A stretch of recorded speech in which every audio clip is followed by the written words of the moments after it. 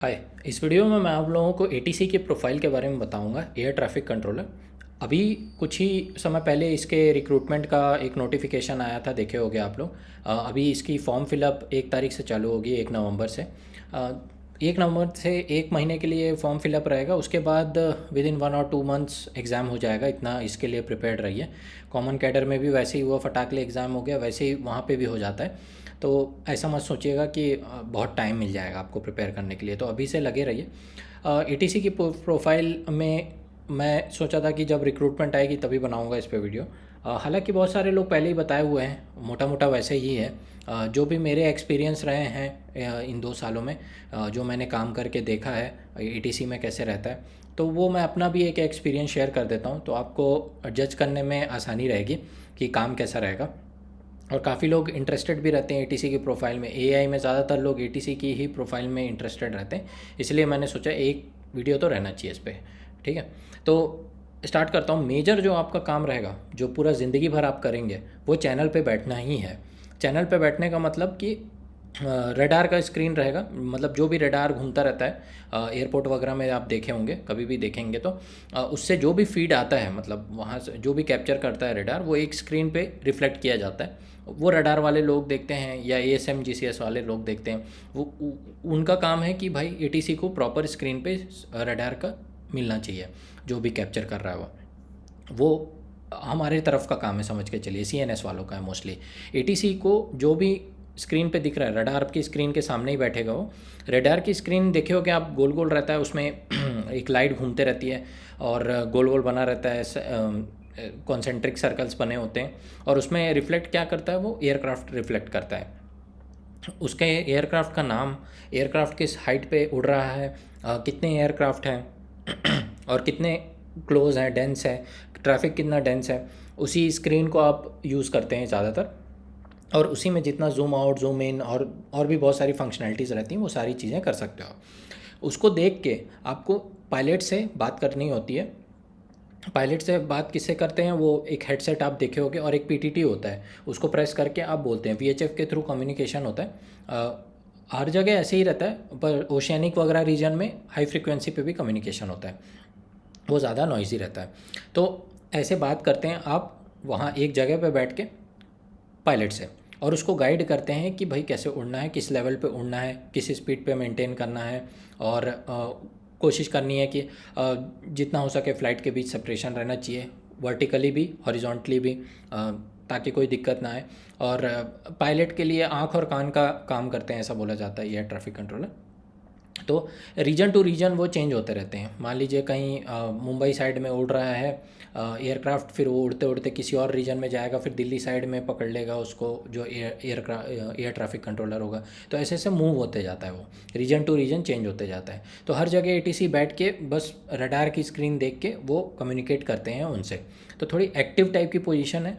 आपको ट्रैफिक का ध्यान रखना पड़ता है, जैसे ट्रैफिक पुलिस वाले होते हैं ना, वैसे गाड़ियों का ध्यान रखते हैं कि सब सही जगह से रूल फॉलो हो रहा है कि नहीं, सही चल रहा है कि नहीं, ब्लॉकेज या फिर कोलिजन तो नहीं आ रहा है। वैसे ही समझ लीजिए आप एयर पे करेंगे। तो थोड़ा एक्टिव इसलिए है क्योंकि आपके हाथों में सेफ्टी है पैसेंजर्स की। थोड़ा भी ध्यान यहाँ वहाँ भटका तो गड़बड़ हो सकती है, सेफ्टी ब्रीच हो जाएगी, कोलिजन होने का चांसेस रहता है। तो इस वे में थोड़ी रिस्पॉन्सिबिलिटी और वाली पोजीशन है, और थोड़ा एक्टिव पोजीशन है बोलूँगा। ठीक है, तो ये जो काम है ये मेजरली आप करेंगे अपनी लाइफ लॉन्ग। चैनल पे बैठना चाहे कितने भी प्रमोट हो जाए ऊपर। कुछ पोजीशंस हैं ऐसी जो नॉन टेक वाली हैं, वो बहुत कम ही स्टेशंस में आपको मिलेंगी, जैसे रिकॉर्डिंग वगैरह सुनना, और कुछ paper work related, circular related orders कुछ भी रहते हैं, डीजीसीए के या फिर इकाऊ रिलेटेड कोई। तो पेपर वर्क वाले जो एरोनॉटिकल इंफॉर्मेशन सिस्टम वाले पार्ट है, वो बहुत रेयरली रहता है। कुछ स्टेशन में मिल जाएगा आपको, कुछ स्टेशन में नहीं मिलेगा। ये जो पोजीशन रहेगी जनरल ड्यूटी वाली रहेगी मोस्टली। इस पर आपको ट्रैफिक से डील नहीं करना है। तो ऐसा तो मैंने कम ही देखा है, पर फिर भी पोजीशन मिलती है एटीसी वालों को ऐसी भी। मुंबई में तो मैंने देखा है कि ऐसे रहते हैं पोजीशंस। रिकॉर्डिंग सुनना मतलब क्या, जैसे इंसिडेंट एक्सीडेंट वगैरह होते हैं ना अगर कोई, तो उससे रिलेटेड जो पायलट और एटीसी के बीच में कॉन्वर्सेशंस हैं, वो सब कैप्चर होता है, रिकॉर्ड होता है एक जगह, है ना। एयरक्राफ्ट में आपको पता होगा वो ब्लैक बॉक्स रहता है, जो हालांकि ब्लैक कलर का नहीं होता है, ऑरेंज वगैरह कलर का रहता है वो। उस पर वहाँ सेविंग्स जाती है वो, जो रिकॉर्ड होता है, और यहाँ पे भी सेव होते रहता है। एक अलग मतलब यूनिट चलते रहती है, वीएचएफ में हमारे यहाँ चलती है, जहाँ पे रिकॉर्डिंग भी सेव होते रहती है। तो वो भी सुनने का काम एक रहता है, एटीसी करता है। वैसी पोजीशन मिल सकती है, या फिर डॉक्यूमेंट रिलेटेड कोई लिखा पढ़ी वाले काम है वो भी मिल सकता है। पर जो मेजर काम है, जो ज़्यादातर आप अपनी ज़िंदगी भर करेंगे, वो यही वाला है कि रेडार स्क्रीन पे देख के गाइड करना एयरक्राफ्ट को। तो ये काम समझ गए होंगे आप। इसमें भी कुछ मतलब रीजन्स होते हैं, जैसे टावर के पास वाला जो एरिया है वो आप कवर करेंगे तो टावर बोलते हैं उसको, ठीक है। कुछ डिस्टेंस रहती है, मेरे को एग्जैक्टली याद नहीं है। फिर उसके बाद आता है अप्रोच आता है। अप्रोच एयर में मतलब समझ के चलिए, टावर से कुछ दूरी तक एक पार्ट है, रीजन है, समझ लीजिए, वो है टावर कहलाता है। टावर के बाद आता है अप्रोच, जो उस पोजीशन से लेके थोड़ा और दूर तक रहेगा। फिर उसके बाद आता है एरिया, है ना, एयर स्पेस में समझ के चलिए। तो टावर और एरिया तो ज़्यादातर मैंने देखा है करते हुए लोगों को, और जो बहुत ज़्यादा एक्सपर्टीज़ होती है, जिनको बहुत ज़्यादा सीनियर होते हैं, वो बीच का हिस्सा संभालते हैं, अप्रोच वाला, क्योंकि वहाँ पर ट्रांजिशन होता है, एरिया टू टावर ट्रांजिशन होता है। तो अप्रोच वाला जो पार्ट होता है उसमें बहुत कम गैप रहता है। एयरक्राफ्ट बहुत स्पीड से उड़ता है ना, तो बहुत किलोमीटर्स का भी डिफरेंस भी बहुत कम समय देता है। तो उस वजह से वो बहुत एक्सपर्टीज़ वाले लोगों को ही मैंने देखा है करते हुए। बाकी ट्रेनिंग में आप लोगों को तो बहुत कुछ सिखाया ही जाएगा। शुरुआत में आप लोगों को असिस्ट करना होगा किसी सीनियर ऑफिशियल को, उनको देख देख के सीखना रहेगा, वो आपको देते रहेंगे थोड़ा थोड़ा बीच बीच में। प्लानिंग वगैरह करना, जैसे वो पट्टी रहती है, स्पीड स्ट्रिप वगैरह लगाना, वो सब चीज़ों से शुरुआत में आप इमेजिन करिए। इंडिपेंडेंट चैनल नहीं देंगे, धीरे धीरे आपको ट्रेन करके वो आपको चैनल इंडिपेंडेंट देंगे फिर, ठीक है। लेडीज़ लोगों के लिए भी अच्छी पोजीशन है ये, लेडीज़ लोग भी करते हैं। और इसमें शिफ्ट ही रहेंगी, पूरा टाइम आप शिफ्ट में ही काम करेंगे। शिफ्ट्स अच्छी होती हैं, पर रात में थोड़ा सा हैवी रहता है ट्रैफिक, मुंबई जैसे स्टेशन या फिर दिल्ली जैसे स्टेशन में। लेडीज़ लोग भी करते हैं शिफ्ट्स, और जेंट्स लोग भी करते हैं, कोई ऐसा भेदभाव नहीं है इसमें। और जो शिफ्ट्स रहती हैं इसके हेल्थ पे असर पड़ती है, पर मेरे को लगता है कि नाइट शिफ्ट्स वगैरह करोगे तो आपको डे ऑफ, मतलब उस दिन का जब सुबह करके निकलोगे आप नाइट, वो दिन छुट्टी मिलती है, उसके अगले दिन छुट्टी मिलती है। तो एक तरह से बैलेंस आउट हो जाता है, काफ़ी टाइम मिलता है आपको, पर्सनल लाइफ एंजॉय करने का टाइम मिलेगा। और घर पे भी काम नहीं लाना होता है, आप ट्रैफिक देखेंगे वहीं का वहीं, ट्रैफिक जैसे ही शिफ्ट ख़त्म हो गई, वहाँ दूसरे बंदे को आप हैंड ओवर करके चले जाएंगे। इसके अलावा आप टीचिंग वाला भी पार्ट रहता है, जैसे इनके जो ट्रेनिंग वगैरह होती है वो गोंदिया में होती है, हैदराबाद में होती है। सीएटीसी में भी कुछ ट्रेनिंग्स होती हैं, पर शुरुआत में नहीं होंगी। गोंदिया देखा है मैंने, और हैदराबाद देखा है, सीएटीसी है, और एक और कोई रीजन है मैं भूल रहा हूँ, मेरे को ध्यान नहीं आ रहा है। वहाँ पर इनकी ट्रेनिंग रहेगी, और अच्छी खासी लंबी ट्रेनिंग होती है, 8-9 महीने की रहेगी। और इसमें जो इंस्ट्रक्टर होते हैं वो भी एटीसी ही रहते हैं, ऑन जॉब इंस्ट्रक्टर बन जाते हैं वो, तो सिखाने का काम करते हैं। तो ये वाली पोजीशंस भी आपको मिल सकती है। ट्रांसफ़र वगैरह कहीं भी हो सकते हैं आपके, कंपैरेटिवली लेस ट्रांसफ़र रहते हैं सीएनएस से, लेकिन ट्रांसफ़र पॉलिसी चेंज होते रहती है सालों दर सालों। लेकिन अभी तक तो फ़िलहाल ऐसा है कि एटीसी में कम ट्रांसफ़र होते हैं। बाकी पे तो बहुत अच्छे रहते हैं, मैंने कई कई जगह देखा है कि 1-1.5 लाख 2 लाख दिखाते हैं, पर इतना सैलरी नहीं रहता है। 60-65 के अराउंड इमेजिन करिए, 55 to 65 यहाँ इमेजिन करिए, इतने के बीच में ही मिलेगा।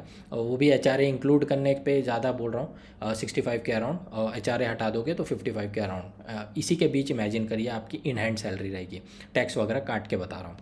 जैसे मैंने बताया, ज़्यादातर जो कंपोनेंट होता है वो आपका 35% पर बेसिक पे और डीए रहता है, यही आपके हाथ में आ रहे हैं समझ के चलिए।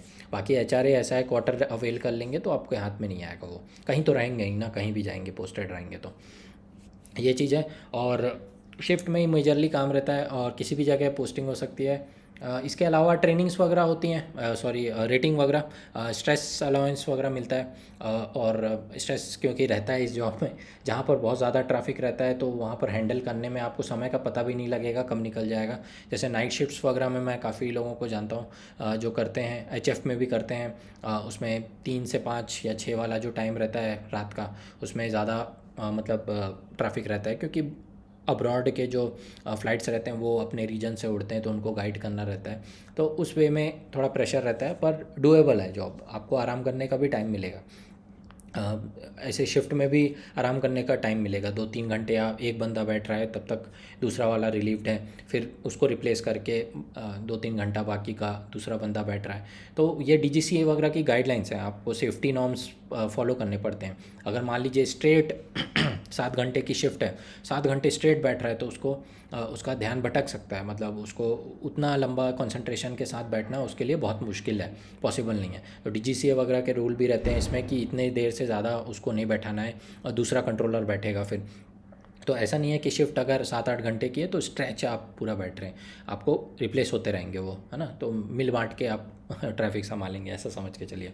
बाहर काम नहीं रहेगा आपको ज़्यादा, आप एक बिल्डिंग में बैठ के ही काम करेंगे। ज़्यादातर जो टावर देखे होंगे आप, एक एयरपोर्ट में बड़ी सी एक टावर रहती है ऊँची सी, वहाँ पर आपको बैठेंगे। दूसरी जगह में भी रहती है, एक जगह बैठ के ही काम करना है, कहीं जाना नहीं रहेगा ज़्यादा, पट्टी पे नहीं जाना है आपको, मतलब जो रनवे वगैरह है वहाँ पर आपका कोई काम नहीं है, बस वहाँ पर गाइड करना है एयरक्राफ्ट्स को, ऐसा रहता है। तो टावर पे बैठने का वही मतलब है कि सब दिखता रहे, लेकिन ऐसा नहीं है कि सब आपको दिखता रहेगा। रात वात वगैरह के टाइम पे भी आपको देखना है तो एक ASM/GCS रहता है, उससे वो भी एक टाइप का रडार है, वहाँ से फीड आते रहता है। तो पूरा एयरपोर्ट का भी एक व्यू, मतलब पिक्टोरियल व्यू रहता है स्क्रीन पे, तो आप वहाँ पे भी देख के गाइड कर सकते हैं एयरक्राफ्ट्स को। ऐसा ज़रूरी नहीं है कि आपको टावर पे बैठा है तो वहाँ से सब दिखता ही रहेगा हमेशा। जब वेदर ख़राब रहता है तब, या फिर फॉगी रहता है, बहुत ज़्यादा रेनी रहता है, तो आपको वो स्क्रीन काम आती है तब, है ना।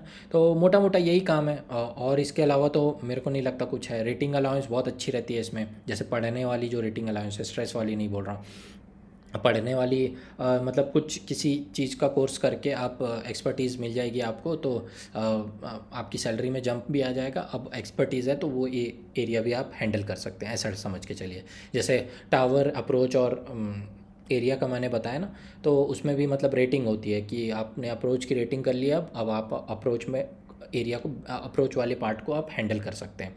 तो वैसा समझ के चलिए। रेटिंग अलाउंस भी 50,000 के अराउंड है, मतलब एक एक एक दो दो तीन रेटिंग करके आप उतना पहुंच सकते हैं टोटल अमाउंट तक। वो भी अभी रिवाइज हो रही है, मे भी आगे चल के बढ़ जाएगी वो, जब बढ़ेगी तो मैं बता दूंगा। अभी फ़िलहाल 50,000 का कैप है, मतलब कोई एक कोर्स करेंगे तो 10,000 आपकी सैलरी में बढ़ जाएगा, फिर दूसरा कोर्स करेंगे तो 20,000 बढ़ जाएगा। तो ऐसे कर करके मैक्स आप 50,000 तक जा सकते हैं। CNS में ऐसा नहीं है, CNS में 18,000 तक है सिर्फ, है ना। तो ये भी एक बेनिफिट होता है, वो बता रहा हूँ। इसके अलावा बाकी सारी फैसिलिटीज़ तो सिमिलर है, सबको जैसे मिलती है वैसे ही है। मेडिकल फैसिलिटीज़ वगैरह वैसे ही मिलेगी आपको। नाइट का अलाउंस मिल जाता है। नेशनल हॉलीडेज़ में आप को एक्स्ट्रा अमाउंट मिल जाएंगे। इसके अलावा और मतलब अच्छी पोजीशन है मेरे को लगता है। आपको एक ग्लिम्स अगर बताऊं तो ब्रेकिंग बैड में अगर देखे होगे आप, ब्रेकिंग बैड सीरीज़ है, उसमें जो जेसी की गर्लफ्रेंड रहती है जेन, उसका फादर ATC ही रहता है। स्ट्रेस में वो भिड़वा देते हैं 2 प्लेन को। तो वो एक एग्जांपल बता रहा हूँ, डरा नहीं रहा हूँ, बस एक एग्जांपल बता रहा हूँ कि एक्टिव पोजीशन है। आप घर का स्ट्रेस लेके पता चला चैनल में बैठ गए और कुछ इधर का उधर कर दिए तो गाली पड़ेगा आपको सीनियर्स से। तो मतलब एक्टिव माइंड से, फ्रेश माइंड से ही चैनल पे बैठना होता है। तो वो एक एग्जांपल है। रनवे 3-4 एक हिंदी में फ़िल्म आई थी। बहुत सारे मतलब मूवीज़ वगैरह हैं जो इससे रिलेटेड हैं। एयर ट्रैफिक की पोजीशन आपको पता लग जाएगी। पर मैं जो चाह रहा था कि मैं अपना एक्सपीरियंस आपसे शेयर करूं जैसा दिखता है, तो आपको एक पर्सनल टच मिलेगा, ज़्यादा फील आएगी, है ना। तो यही था। इसमें और कुछ भी अगर आपके डाउट्स रहते हैं इस प्रोफाइल को रिलेटेड तो आप कमेंट्स में डाल दीजिए, या फिर किसी को अगर पता है ATC के बारे में और कुछ ज़्यादा जितना मैंने बताया तो वो भी कमेंट में डाल दीजिएगा, बाकी लोगों को हेल्प आएगी, है ना। तो यही मेरा मोटिव था। बाकी इससे रिलेटेड अगर और कोई क्वेरी आती है तो इन्फॉर्म कर दीजिए कमेंट्स में ही, मैं उसमें आंसर कर दूँगा, है ना। तो फिर मिलते हैं किसी नेक्स्ट वीडियो में, तब तक के लिए